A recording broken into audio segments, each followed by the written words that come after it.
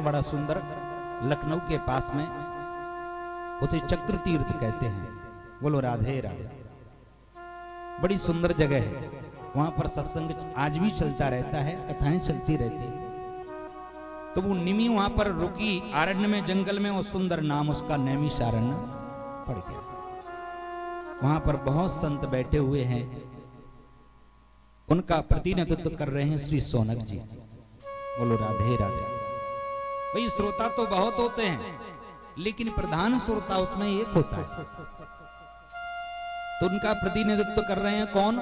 सौनक जी। अब सौनक जी महाराज कैसे हैं जो श्रोता हैं? ऐसा नहीं कि पहली बार कथा सुन रहे हैं, उन्होंने कई बार कथा सुन ली है और ज्ञानी हैं, लेकिन फिर भी कथा सुन रहे हैं। यहां पर कहा गया कथा अमृत रसा स्वाद कुशला सौनको ब्रवीत। सौनक जी को परम कुशल माना गया श्रोताओं में। कुशल का अर्थ क्या होता है? आजकल यह शब्द राजी खुशी में लेने लगे कि आप कुशल पूर्वक तो हैं, लेकिन कुशल का अर्थ क्या होता है? कुशल का अर्थ होता है बुद्धिमान। कुशान लाती गृणाती थी कुशला। एक कुशोत्पाटनी अमावस्या आती है और उस कुशोत्पाटनी अमावस्या को ब्राह्मण लोग कुशा उखाड़ने के लिए जाते हैं। वो जो बुद्धि पूर्वक ज्ञान पूर्वक कुशा को उखाड़ कर लेकर आए उसे बुद्धिमान कहा जाता है। और जो बुद्धिमान नहीं होगा वो हाथ काट लेगा, लेकिन कुशा को उखाड़ नहीं पाएगा। ये सौनक जी हैं, बड़े ज्ञानी हैं, लेकिन कथा के लिए बहुत आतुर हैं। कथा सुनने के लिए आतुर रहते हैं। जो ज्ञानी जन होते हैं, कहीं भी कथा सुनने के लिए जाएं, वो बिल्कुल अग्ग बनकर बैठ जाते हैं कि हम कुछ जानते नहीं। बोलो राधे राधे। भाई जब घड़ा खाली होगा और जब उसमें जल डालोगे तभी तो भरेगा। अगर पहले से ही भरा है, अगर ऊपर से आपने जल डाल दिया तो झलकेगा और तो नहीं भरेगा उसमें जल। बोलो राधे राधे। तो जो ज्ञानी जन होते हैं, कथा सुनने के लिए जाते हैं, वो बिल्कुल अग्ग बनकर बैठ जाते हैं कि हम कुछ जानते ही नहीं। और जब वो अग्ग बनकर बैठेंगे तो कुछ न कुछ उन्हें अवश्य प्राप्त होगा। तो इस भाव से सौनक जी महाराज विराजमान हैं कथा सुनने के लिए। जहां पर सौनकादि 88,000 ऋषि सभी विराजमान हैं पीछे। उसी समय सूत जी महाराज आए, और जैसे सूत जी महाराज आए सब खड़े हो गए। मंच पर बैठे सूत जी महाराज, और मंच पर बैठे ही थे कि सौनक जी महाराज ने प्रश्न कर दिया सूत जी महाराज से। अज्ञान ध्वांत विध्वंस कोटि सूर्य समप्रभा सूतख्याहि कथा सारम मम कर्ण रसायन। हमारे हृदय में अज्ञान रूपी अंधकार भरा हुआ है, उस पर अपनी ज्ञान की किरण हमारे हृदय पटल पर डाल दीजिए, जिससे हमारे हृदय में जो तिमिर अंधकार है वो समाप्त हो जाए। अज्ञान ध्वंस विध्वंस कोटि सूर्य समप्रभा। आपके पास में जो ज्ञान की किरण है वो हजारों करोड़ों सूर्यों के समान है। जैसे एक सूर्य जब उदीयमान होते हैं तो सारे संसार का अंधकार समाप्त हो जाता है। तो आपके पास में तो ज्ञान की किरण कैसी है? करोड़ों सूर्यों के समान। उसको हमारे हृदय पटल पर डाल दीजिए, जिससे हमारा अंधकार है हृदय का वो समाप्त हो जाएगा। और भक्ति ज्ञान विरागात तो विवेको वर्धते महान। ऐसी कथा सुनाइए जिससे भक्ति ज्ञान और वैराग्य बढ़े, और जिससे भगवान श्री कृष्ण की प्राप्ति हो। कृष्ण प्राप्ति कर्म सस्वत साधनम तद्दादुना। क्योंकि हमने सुना है कि किसी को चिंतामणि मिल जाए, एक चिंतामणि होती है, अगर आपको मिल जाए और जो वस्तु का आप चिंतन करेंगे वही वस्तु आपको प्राप्त हो जाएगी। चिंतामणि से आपने मांगी कि हमारे लिए धन मिल जाए तो धन मिल जाएगा। आपने कहा कि बंगला मिल जाए तो बंगला प्राप्त हो जाएगा। जो भी आप मांगोगे वही आपको प्राप्त हो जाएगा चिंतामणि से। यही कल्प वृक्ष का भी रहता है। अगर आप कल्प वृक्ष के नीचे पहुंच गए और जो भी आपने कल्पना की, जो भी आपने इच्छा की, वही कल्प वृक्ष आपको प्रदान कर देगा। आपने कहा कि इस समय हम बैठे हुए हैं वृक्ष के नीचे, आपको पता नहीं है ये कल्प वृक्ष है। वो आप कल्प वृक्ष के नीचे बैठे हैं कि बड़ी नींद आ रही है, इस समय तो पलंग होना चाहिए, सुंदर पलंग आ गया। बोलो राधे राधे। अब आप डरे कि भाई जंगल है, यहां पर कोई शेर ना आ जाए। अब कल्प वृक्ष की तो जो ये है कि महाराज जो भी आप कल्पना करेंगे वही प्रकट हो जाएगा, और शेर आया और खा गया। बोलो राधे। तो एक कल्प वृक्ष और चिंतामणि ऐसी है कि जो भी आप कल्पना करोगे वही आपको प्राप्त हो जाएगी। लेकिन अगर आप कल्प वृक्ष और चिंतामणि से आप मांगेंगे कि भगवान के दर्शन करा दो, तो ये सामर्थ्य कल्प वृक्ष में भी नहीं है और चिंतामणि में भी नहीं है। ये तो केवल सामर्थ्य है प्रेक्षति गुरु प्रीतो वैकुंठम योगी दुर्लभ। ये केवल गुरुदेव आप ही हमें दर्शन करा सकते हैं परमात्मा का। गुरुदेव ही भगवान का दर्शन करा सकते हैं, न कल्प वृक्ष में न मणि में वो सामर्थ्य है। तो महाराज ऐसी कथा हमें सुनाइए जिससे भगवान के दर्शन हो।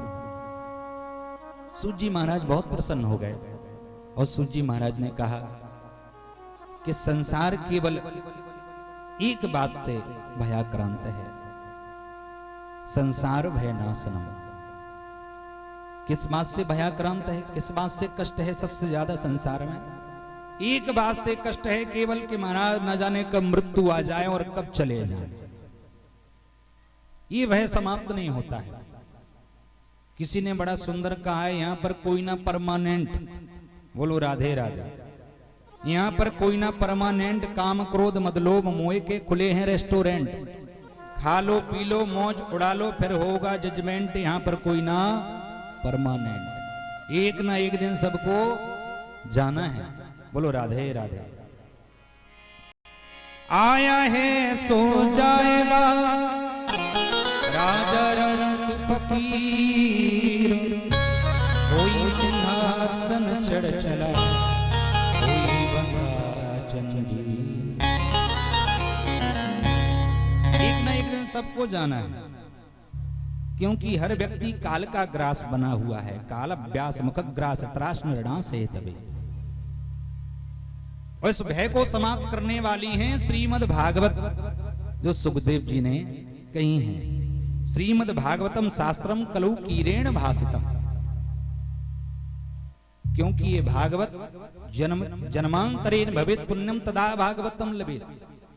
जब व्यक्ति के जन्म जन्मांतर के कल्प कल्पांतर के युग युगांतर के जब पुण्य उदीयमान होते हैं, तभी व्यक्ति कथा में बैठ पाता है और कथा को श्रवण कर पाता है। नहीं तो इस गांव में महाराज कितने लोग होंगे? जनसंख्या तो बहुत है, कलश यात्रा में भी संख्या बहुत थी, लेकिन श्रोता इतने नहीं हैं। बोलो राधे राधे। तो जिसके पुण्य होते हैं वही कथा में बैठ पाता है, और जिसके पाप हो वो कथा में सोचे भी तो भी नहीं आ पाएगा। क्योंकि जैसे पुण्य उदय होते हैं वो कथा के लिए प्रेरित करते हैं। आप कथा में जाओगे और कथा में आपको जाना ही पड़ेगा। उसी प्रकार पाप भी ऐसे होते हैं, आप कैसी भी कोशिश कर लें लेकिन कथा में नहीं पहुंच पाएंगे। किसी ने बड़ा सुंदर कहा है, पूर्व जन्म के पाप से हरि चर्चा न सुहाए, के ओंघे के लड़ मरे के घर घर भग जाए। बोलो राधा। पूर्व जन्म के पाप से हरि चर्चा न सुहाए। अगर आप कथा में आ भी गए तो के ओंघे कि तो निद्रा रानी आ जाएगी आपको। बोलो राधे राधे। अगर नींद नहीं आई के ओंघे के लड़ मरे, किसी से झगड़ा कर लेंगे। बोलो राधे राधे। आपका मन नहीं लगेगा कथा में। तो जब पूर्व जन्म के पाप उदीयमान होते हैं तो वह व्यक्ति नहीं पहुंच पाता है और ना ही कथा श्रवण का अधिकारी बन पाता है। तो यहां पर सूत जी महाराज कहते हैं, जन्मांतरेण भवेत् पुण्यम तदा भागवतम लभेत्। जब जन्म जन्मांतर के पुण्योदय होते हैं वही कथा श्रवण कर पाता है, क्योंकि ये वो कथा है जिस समय सुखदेव जी महाराज परीक्षित जी को कथा श्रवण करा रहे थे। क्योंकि परीक्षित जी को श्राप लगा हुआ है कि 7वें दिन तुम्हें तक्षक सर्प डस लेगा और तुम्हारी मृत्यु हो जाएगी।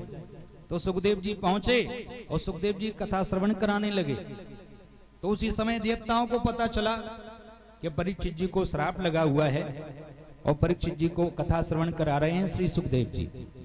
चलो चलते हैं। सभी देवता आए महाराज अमृत का कलश लेकर, अमृत का कलश लेकर आए और सुखदेव जी से प्रार्थना की कि महाराज इनको श्राप लगा हुआ है परीक्षित जी को, एक काम करिए इनको अमृत पिला दीजिए और भागवत अमृत हमें प्रदान कर दीजिए। सुखदेव जी ने कहा ठगियाओ तो हमें ठगने के लिए आए, कहां कांच का टुकड़ा लिए फिर रहे हो ये अमृत, और कहां श्रीमद् भागवत अमृत। वापस कर दिया, लौटा दिया इन स्वर्ग के देवताओं को। लौट कर पहुंचे देवता, पहुंचते हैं ब्रह्मा जी के पास में। ब्रह्मा जी से कहा कि भागवत क्या है, हम अमृत का कलश लेकर भी गए लेकिन हमें भागवत अमृत नहीं मिली, भागवत अमृत प्रदान नहीं की सुखदेव जी ने, क्या कारण है। उसी समय ब्रह्मा जी ने एक तराजू पर श्रीमद् भागवत जी को एक तरफ रखा, एक पलड़े पर, और एक तरफ समस्त साधनों को रखा, तो श्रीमद् भागवत जी का पलड़ा नीचे हो गया। तो ब्रह्मा जी ने कहा देवताओं से कि श्रीमद् भागवत कोई पोथी नहीं है, श्रीमद् भागवत कोई पुस्तक नहीं है, श्री भगवान श्री कृष्ण ही इसमें समाहित हैं, भगवान विराजमान है, साक्षात भगवान का ही स्वरूप है। तो रह गए सब देवता। ये भागवत की महिमा है जो कि देवताओं को भी दुर्लभ है, देवताओं को भी सुलभ नहीं है। सौनक जी महाराज ने पूछा तो एक बात बताइए महाराज, ये श्रीमद् भागवत कथा 7 दिन में ही क्यों सुनी जाती है। भाई 15 दिन में भी सुन सकते हैं, 1 महीने में भी सुन सकते हैं। वो हमने सुना है कि सनकादिक ऋषियों ने नारद जी को सुनाई 7 दिन में कथा। एक कैसे सुनाई हमें विस्तार से बताइए।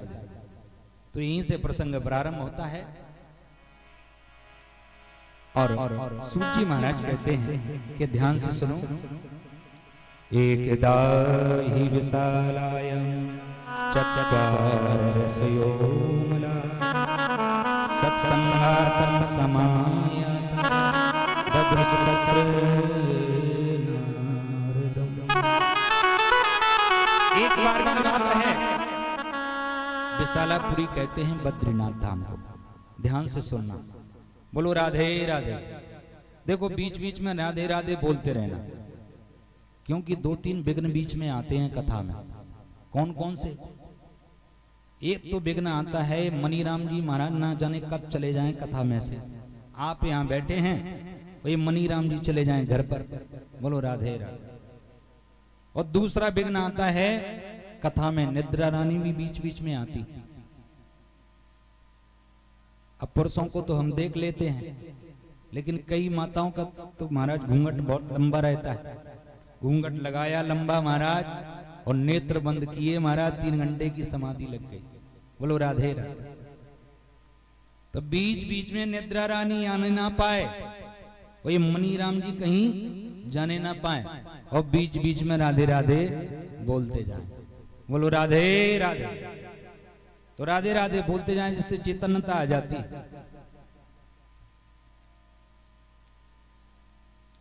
तो कथा कहां चल रही थी? विशालापुरी कहते हैं बद्रीनाथ धाम।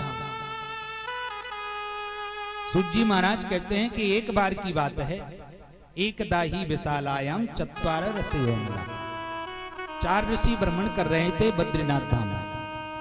कौन कौन? सनक, सनंदन, सनातन और सनत कुमार।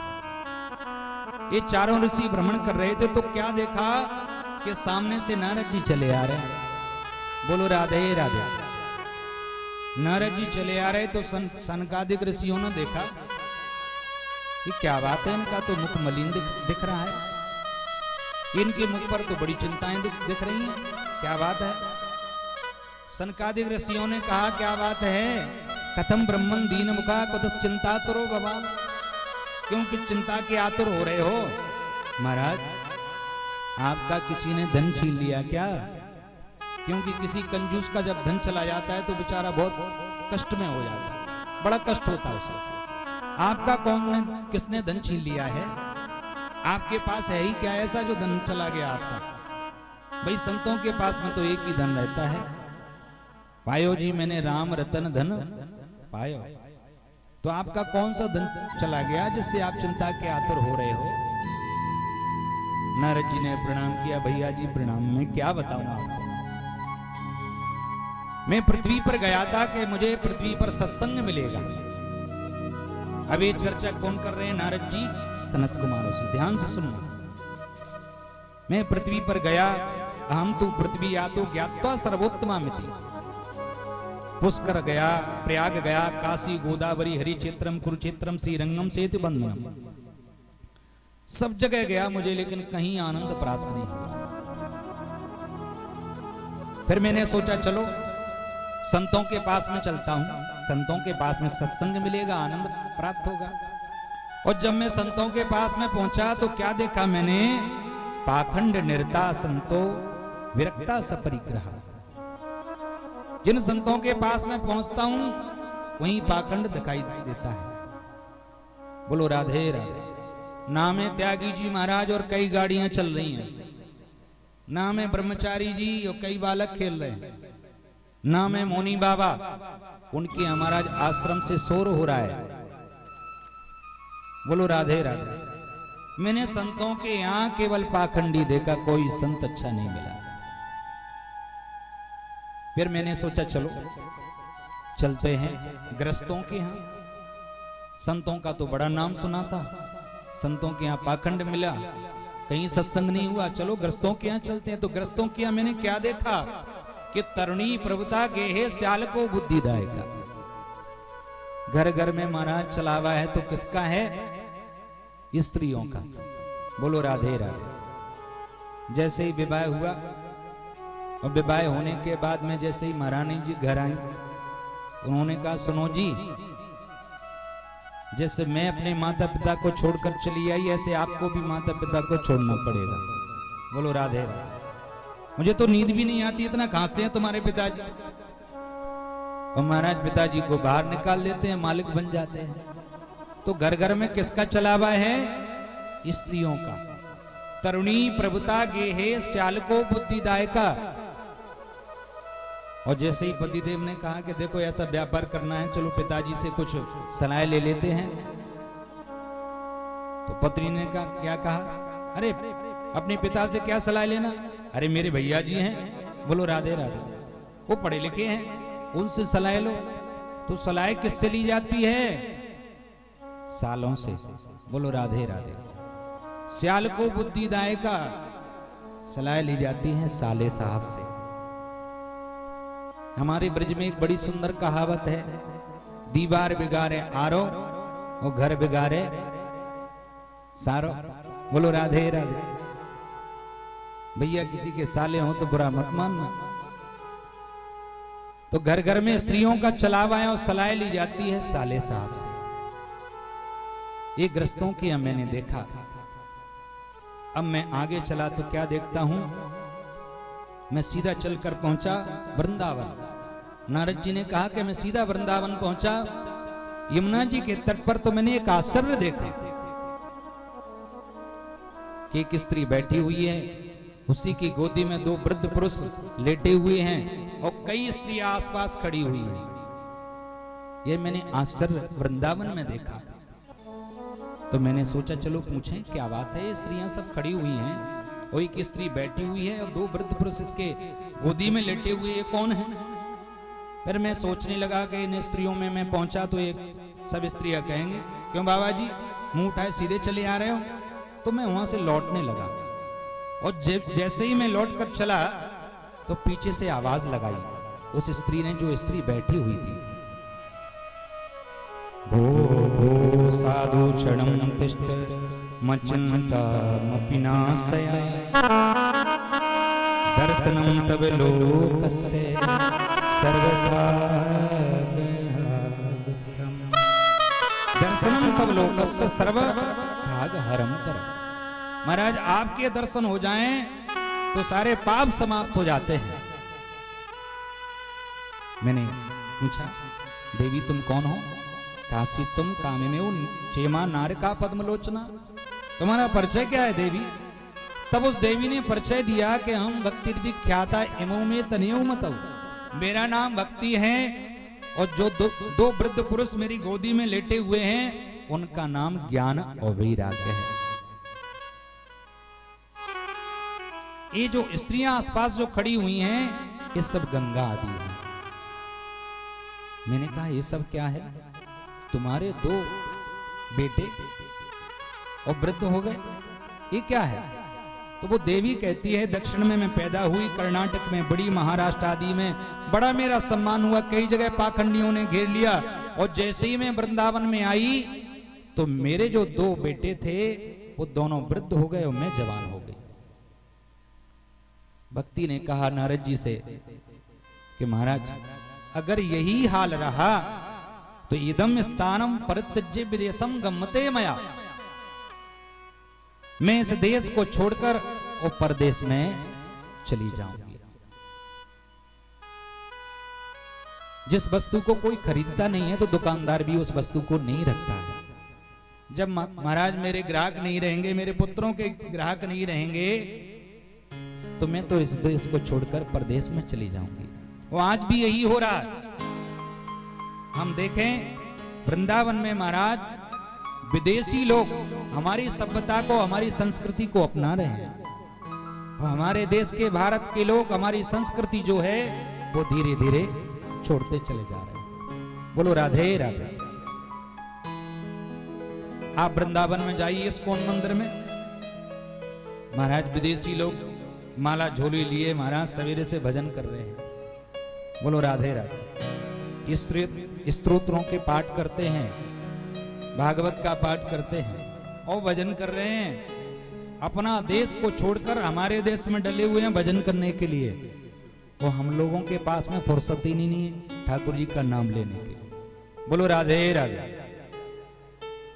यहां भक्ति देवी भी यही कह रही हैं कि अगर मुझे कोई सम्मान नहीं देगा, मेरे बेटों को कोई सम्मान नहीं देगा तो इदम स्थानम परित्यज्य विदेशम गम्मते मया, मैं इस देश को छोड़कर परदेश में चली जाऊंगी।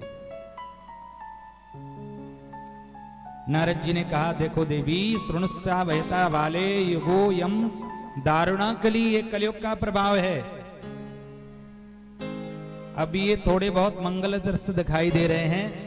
बोलो राधे राधे। बीच में बातचीत ना करें, बीच में बातचीत ना करें। आप लोग बहुत देर से कर रहे हैं, हमने सोचा आप शांत हो जाएंगे, आप शांत हो जाएंगे तो बीच में बिल्कुल कोई भी बातचीत ना करें। तो यहां पर कहते हैं नारद जी श्रृणुस्या वहता वाले युगोयम दारुणा कली, एक कलयुग का प्रभाव है देवी। ये सब जो दिखाई दे रहा है थोड़े बहुत मंगल दृश्य, ये धीरे धीरे कलयुग में समाप्त हो जाएंगे। वर्षे वर्षे क्रमा जाता मंगलम नापी दृश्य, ये धीरे धीरे सब कुछ समाप्त हो जाएगा। ये धन्य वो वृंदावन, धन्यम वृंदावनम तेन भक्ति नृत्यति यत्र च। वृंदावन में तो भक्ति देवी नृत्य करती हैं हर समय। भक्ति ने कहा कि महाराज इस कलयुग को रखा किसने? कहा परीक्षित जी ने रखा है इस कलयुग को। क्यों रखा? इसके अंदर कौन सा गुण था इसलिए इस कलयुग को रख लिया? तब कहा नारद जी ने कि यत् फलम नास्ति तपसा न योगेन समाधना तत्फलम लभते सम्यक कलौ केशव कीर्तना। तो त्रेता और द्वापर में समाधि लगाने से जो फल मिलता था वो कलयुग में भगवान के नाम से वो फल मिल जाता है। त्रेता और द्वापर में समाधि लगाते थे तब वो फल मिलता था, और आज कलयुग केवल नाम आधारा, सुमिर सुमिर नर उतरे पार। केवल भगवान के नाम से वो फल मिल जाता है, लेकिन व्यक्ति नाम ही नहीं लेता है। अच्छा, मन से आप कलयुग में ये है कि मन से आपका कोई पुण्य अगर कर दिया मन से, तो वो पुण्य का फल मिल जाएगा, और मन से पाप बन गया तो उसका पाप आपको नहीं लगेगा। मानस पुण्य हो ही नहीं पापा। बोलो राधे राधे। ये कलयुग का आरक्षण है आपको, लेकिन व्यक्ति महाराज मन से ही सुकृत नहीं सोच पाता है। बोलो राधे राधे।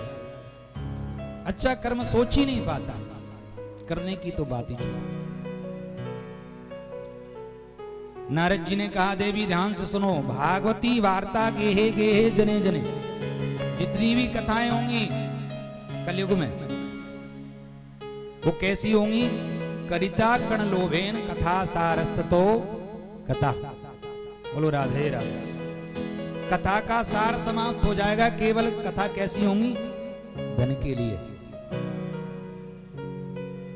कई जगह कथा होती है हमारा, चंदा जोड़ा जाता है, इकट्ठा किया जाता है।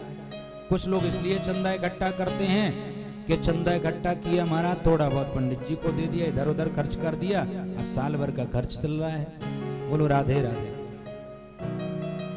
कुछ कथा इसलिए करते हैं व्यास, जिससे महाराज धन भी बहुत प्राप्त हो जाए। बोलो राधे राधे। और बार बार आपको यही कहेंगे महाराज ऐसा दान करना चाहिए, वैसा दान करना चाहिए। दान तो करना चाहिए, तो बात सत्य है, लेकिन बार बार आप दान तो कथा का जो आनंद है, कथा का वो सार है, वो समाप्त हो जाएगा। क्योंकि भागवत में भी कह रहे हैं कलयुग में जितनी भी कथाएं होंगी, करिता कण लोभेन कथा सारस्ततो गता। बोलो राधे राधे। कोई टाइम पास करके महाराज समाप्त कर देंगे, कोई नचा कुदा के समाप्त कर देंगे समय। बोलो राधे राधे। कथा के और बाद में कहते हैं कथा के लिए अब समय नहीं बचा।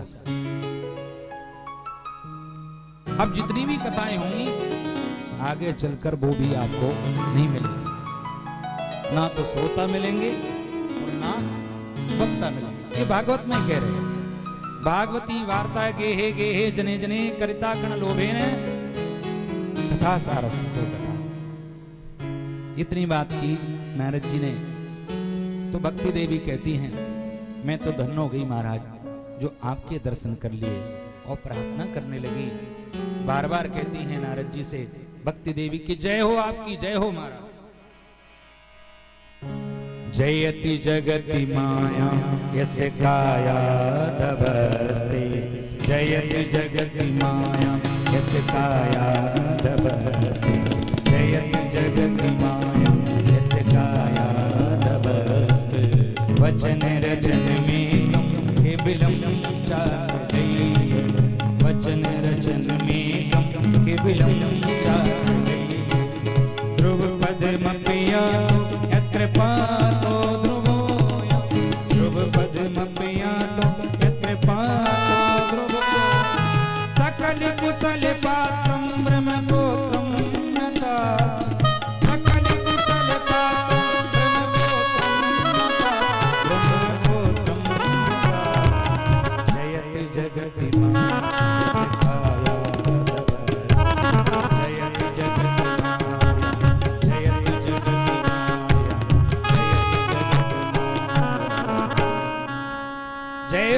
जय हो महाराज, जय हो।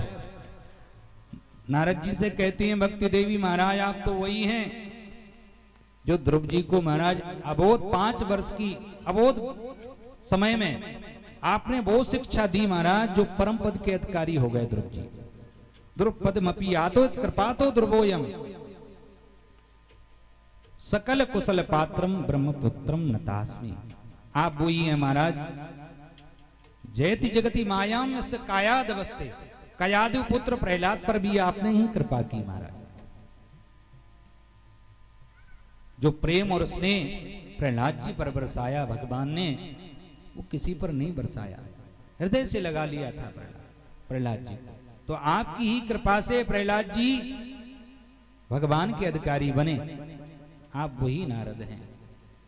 नारद जी ने कहा देवी मैं तो केवल यही कहता हूं, श्री कृष्ण चरणाम भोजम स्मरम दुखम गमिष्यति।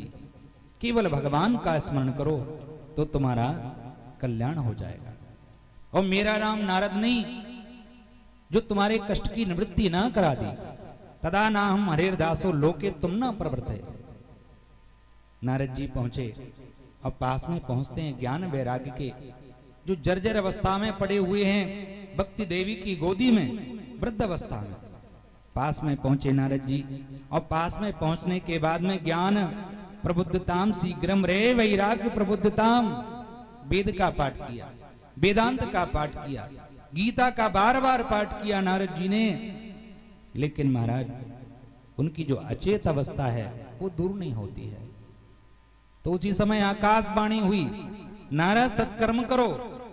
अब नारद जी सोचने लगे कि जब हमने वेद का पाठ सुना दिया, वेदांत का पाठ सुनाया, अब ये सत्कर्म क्या होता है। नारद जी ने सोचा जो बात खुद को ना आए वो किसी से पूछ लेना चाहिए। अब नारद जी चले वहां से और चलते चलते संतों के पास में पहुंचे। नारद जी चर्चा कर रहे हैं सनत कुमारों से। संतों के पास में पहुंचे, संतों से पूछते हैं तो कई तो संत महाराज मौन धारण कर लेते। तो नारद जी ने कहा कि मैं सब जगह भ्रमण करके मैं सीधा बद्रीनाथ में आया। मैंने सोचा कि नर नारायण ऋषि उन्हीं से प्रश्न करेंगे कि भाई सत्कर्म क्या होता है। और नर नारायण ऋषि तो नहीं मिले, आप चारों भाई मिल गए सनत कुमार। तो आप ही हमारे प्रश्न का उत्तर बता दीजिए महाराज के सत्कर्म क्या होता है। सनत कुमारों ने कहा कि बस इतनी सी बात है।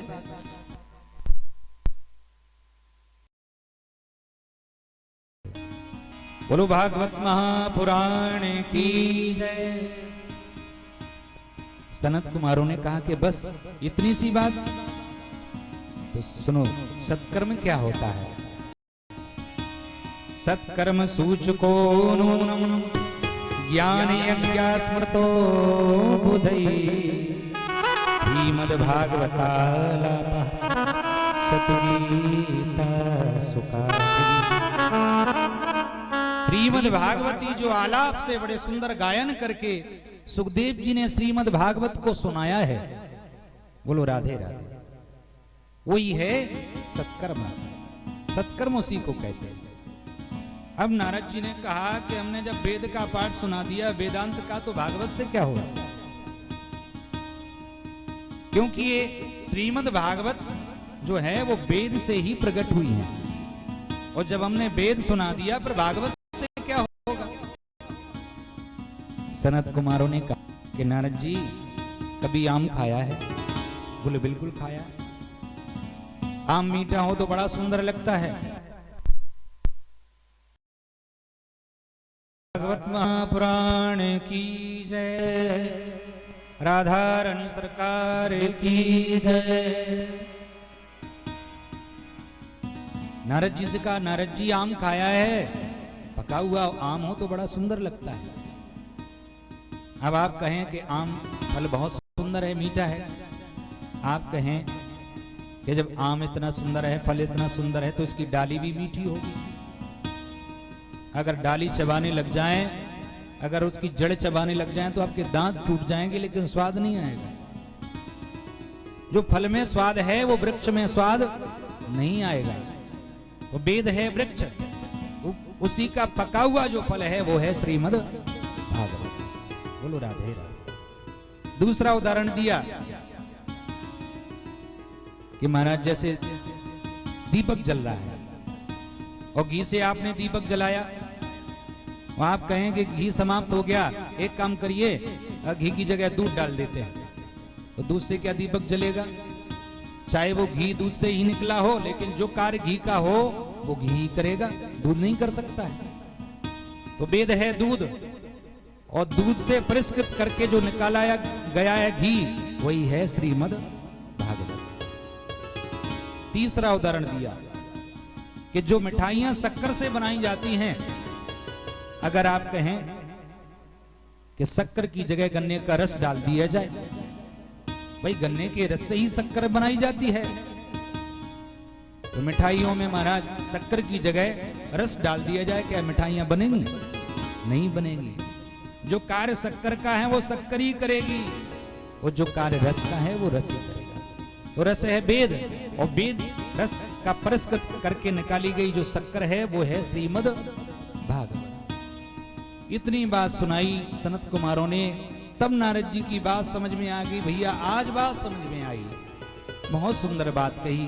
मैं तो एक ही बात कहता हूं, बिन सत्संग विवेक न होई, बिन सत्संग विवेक न होई, बिन सत्संग विवेक न होई, बिन सत्संग विवेक न होई, राम कृपा बिन सुलभ न सोई, राम कृपा बिन सुलभ न सोई, बिन सुलभ सोई, राम कृपा बिन सुलभ न सोई, बिन सत्संग विवेक न हुई, भाग्योदयन बहुजन्म समर्जितेन सत्संगम चलबते पुरुषो यदा वही, अज्ञान हेतु कृत मोह मदांधकारणासम विद्या ही तदोदयते विवेक।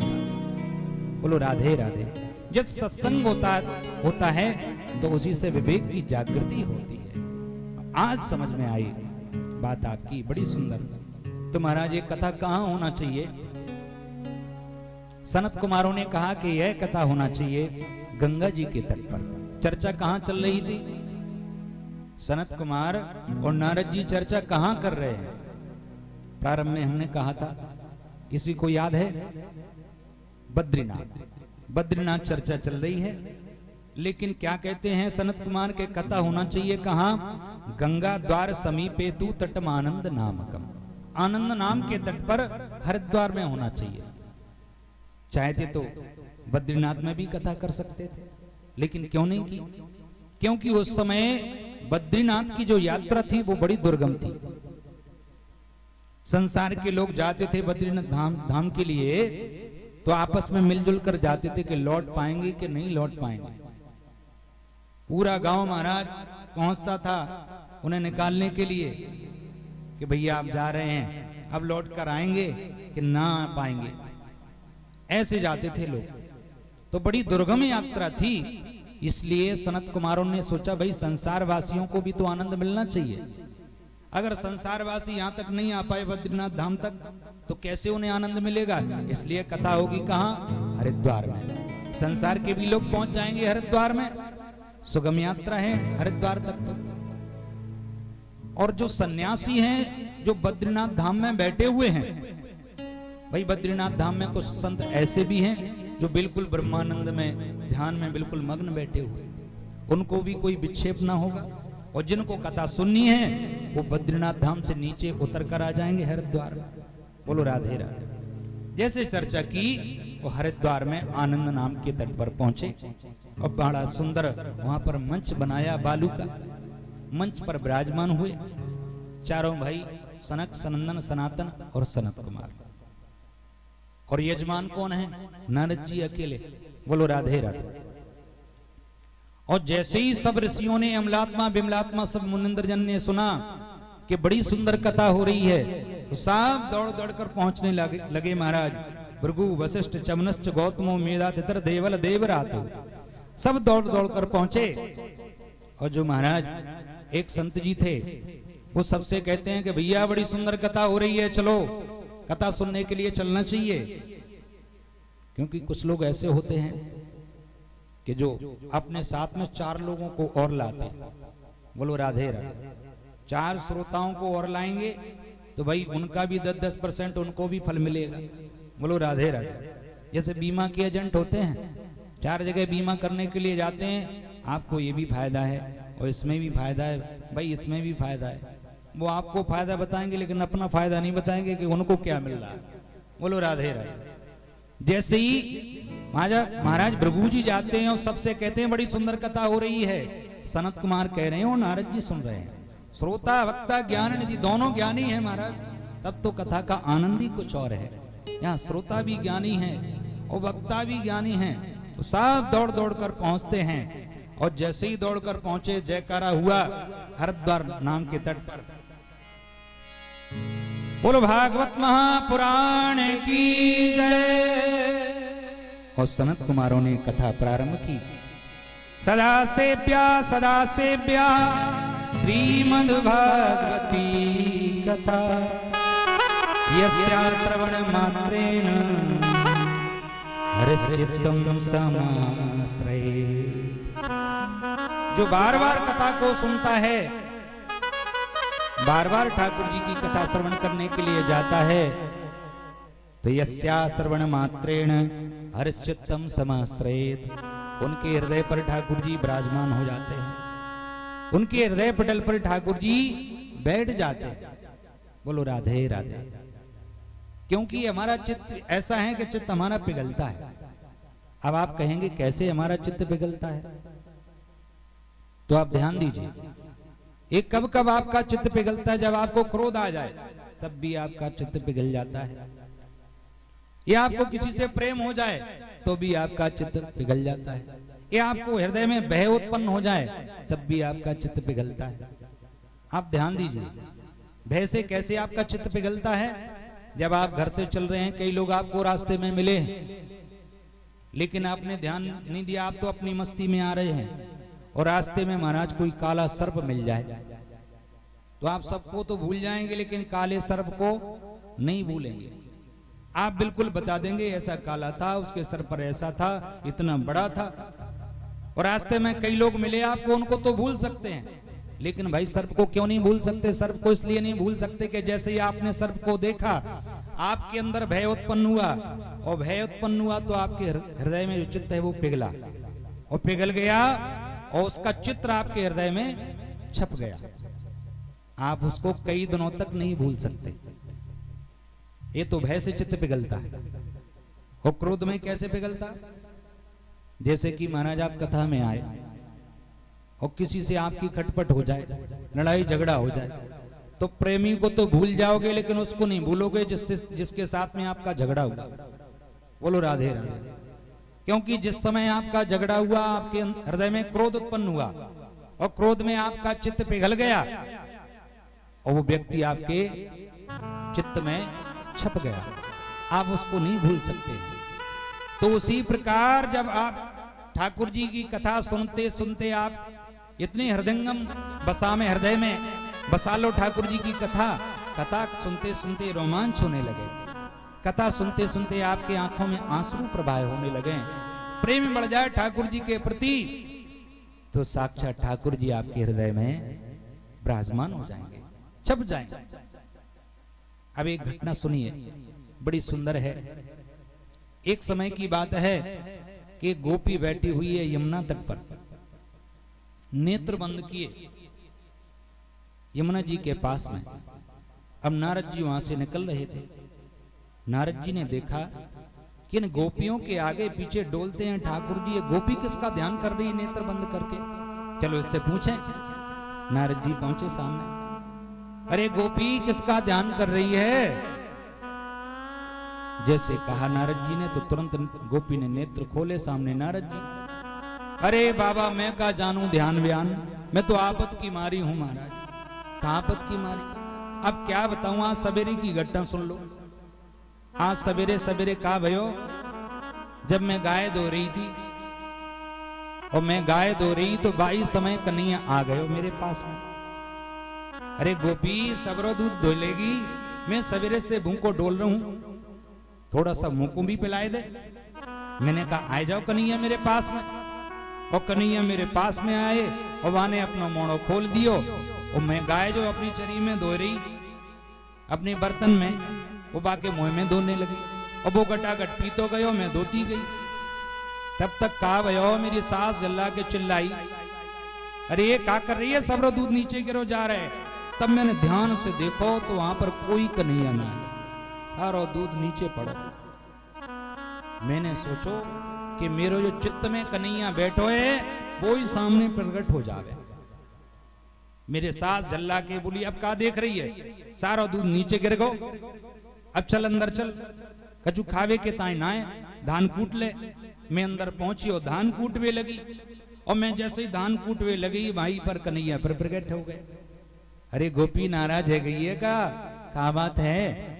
मैं बासे बत्यान लगी, और मैं बासे बत्यान लगी, जैसे ही आवाज सुनी, सास ने आवाज सुनी, सास दौड़ी भागी आई। सास ने कहा कौन से बतियाए रही है, यहां पर तो कोई ना है। तब मैंने ध्यान से देखो वहां पर कोई नहीं। अरे तेरी तो मती मारी गई है, किससे बतिया रही है? अब देख घर में पानी ना है, पनगढ़ते पानी ले आ। तो मैं वहां से भागी, महाराज एक घड़ा उठायो। मैं सोच भी लगी ये कन्हैया कैसे प्रकट हो जाएगा। और मैं पनगढ़ पर आई, यमुना जी में से मैंने जल भर लियो। अब घड़ा बहुत भारी, अब ऊपर न जावे, कैसे उठाऊं? भाई समय कन्हैया पर प्रकट हो गए। अरे गोपी मैं उचवाई दूं का? हाँ कन्हैया आप उचवाई दो। और जैसे ही आधी दूर तक घड़ा आयो महाराज, वो हाथ में से छूटो, धड़ाम नीचे गिर गयो, फूट गयो। मैंने वहां पर देखा तो कोई कन्हैया नहीं। अब मैंने सोचो मैं अब घर गई तो मेरी सासू खरी खोटी सुनाएगी, वो घर से निकाल देगी। सवेरे सवेरे दूध नीचे गिरा दियो। और जब धान कूट रही तो न जाने कौन से बतिया रही। और जब यमुना जल भरवे गई तो ये घड़ा फोड़ के आएगी। अरे तेरी तो मती मारी गई, यही गएगी। तो मैंने सोच रखी कि मैं अभी यहाँ बैठकर यमुना जी के तट पर जो बैठो चित्तचोर अंदर बैठो है चित्त में, मैं बाहर निकाल दूं या को। ये सारो काम गड़बड़ यही कर लो जो चित्त में बैठो है। आज मैं या को निकाल के जाऊंगी चाहे कचू हो जाए। नारद जी तो देखते ही रह गए। और नारद जी सोचने लगे ये अमलात्मा बिमलात्मा मुनीन्द्र जन ध्यान लगाते हैं, वो कन्हैया उनके ध्यान में नहीं आते। और आज ये गोपी क्या कह रही है कि मेरे जो चित्त में बैठो कन्हैया वो बाहर निकल जावे। प्रत्याहृत्यम मुनि क्षणम विषय तो यस्मिन मनोधिष्यति मुग्धेयम किलपस्य तस्य हृदयात् निष्क्रांति कांक्षति। धन्य है गोपी, इस परमात्मा के लिए ध्यान लगाते हैं योगी जन कि भगवान के चरणों के नख के भी दर्शन हो जाएं। पूरी जिंदगी निकल जाती है और दर्शन नहीं होते। आज साक्षात ठाकुर जी उस गोपी के हृदय में बैठे हैं और वो चाहती कि मेरे हृदय से निकल जावे, बाहर चलो जावे। तो यहां पर क्या कह रहे हैं सनत कुमार? वही बात करें, आपके हृदय में ठाकुर जी विराजमान हो जाएंगे। कैसे विराजमान हो जाएंगे? सदा सेव्या श्रीमद् भागवती कथा यस्या श्रवण मात्रेण हर्षचित्तम समाश्रयेत्। जब आप बार बार भगवान के गुणानुवाद सुनेंगे, बार बार कथाएं सुनेंगे, तो ठाकुर जी आपके हृदय पटल पर ठाकुर जी विराजमान हो जाएंगे। बोल भागवत महापुराण की जय। सनत कुमारों ने कहा कथा भागवतस्यापि नित्यम भवती यद गृहे। जिनके घर में साक्षात भागवत प्राण विराजमान रहते हैं और जिनके घर में भागवत जी की पूजा होती है, आरती होती है, उनके घर में साक्षात तीर्थ का वास रहता है। और जिसने जिंदगी में एक बार भी कथा नहीं सुनी है, आ जन्म मात्रमपि येन सठेन किंचित चित्तम विधाय सुख शास्त्र कथा न पीता, वो चांडाल है, वो गधा है, उसका जन्म मिथ्या हुआ है। जननी दुख भाजा दिक्तम नरम पशु समम भुवि भार रूपा। उसका जन्म तो हो गया लेकिन वो पशु समान है, वो पृथ्वी पर भार रूप है। नारद जी ने कहा ऐसा क्यों कह रहे हैं आप? बोले ऐसा हम नहीं कह रहे हैं, ये सब देवता कह रहे हैं। क्यों? इसलिए कह रहे हैं कि ये देवताओं को भी ये भागवत प्राप्त नहीं हुई। सभी देवता आए अमृत का कलश लेकर, लेकिन भागवत जी प्राप्त नहीं हुई। इसीलिए ये सब देवता गाली दे रहे हैं। दुर्लभई कथा लोके श्रीमद् भागवतोद्भव कोटि जन्म समुत्थेन पुण्य नेव तु लभ्यते। जिसके करोड़ों जन्म के पुण्य उदय होते हैं वो ही कथा में बैठ पाता है, कथा को श्रवण कर पाता है। दिनानाम नियोमे नास्ति सर्वदा श्रवणम करता। ये कथा किसकी चल रही है? सनत कुमार कह रहे हैं और नारद जी सुन रहे हैं। संतों की कथा चल रही है, संती कह रहे हैं और संती सुन रहे हैं। तो इसमें कोई मुहूर्त की आवश्यकता नहीं। यहाँ पर कहा गया है दिनानाम नियोमो नास्ति सर्वदा श्रवणम मतम। हर समय कथा को सुनना चाहिए। इतनी चर्चा चली ही रही थी कि उसी समय महाराज संकीर्तन प्रारंभ हुआ। और जैसे संकीर्तन प्रारंभ हुआ कि उसी समय भक्ति देवी जो वृंदावन में बैठी हुई थी, ज्ञान वैराग के साथ में, ज्ञान वैराग गोदी में लेटे हुए थे अचेत अवस्था में, वो दौड़कर पहुंच गए और ज्ञान वैराग का बुढ़ापा दूर हो गया।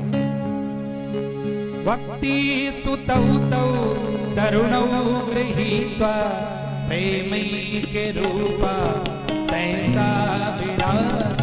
भक्ति सुतौ तौ तरुणौ गृहीत्वा प्रेमई के रूपा सहसा विरास। श्री कृष्ण गोविंद हरे मुरारे नामे की नाम निमोल बदन। कृष्ण गोविंद हरे मुरारे हे नाथ नारायण वासुदेव। कृष्ण गोविंद हरे मुरारे हे नाथ नारायण वासुदेवा। हे नाथ नारायण वासुदेव। हे नाथ नारायण वासुदेव। हे नाथ नारायण वासुदेवा। हे नाथ नारायण वासुदेव। कृष्ण गोविंद हरे मुरारे हे नाथ नारायण वासुदेव। कृष्ण गोविंद हरे मुरारी हे नाथ नारायण वासुदेवा। हे नाथ नारायण वासुदेव। हे नाथ नाथ नारायण वासुदेवा। हे नाथ नारायण वासुदेव।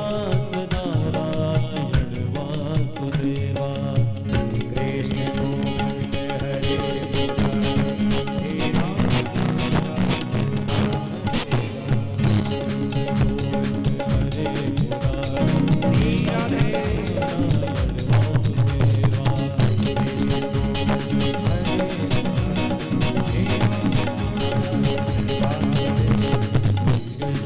गोविंद हरे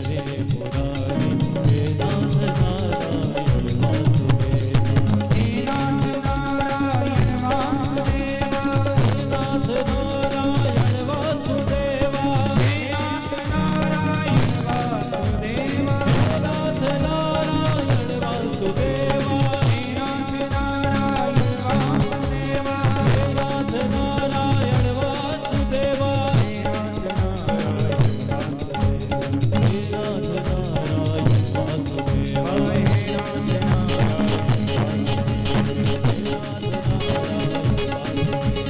राधे राधे राधे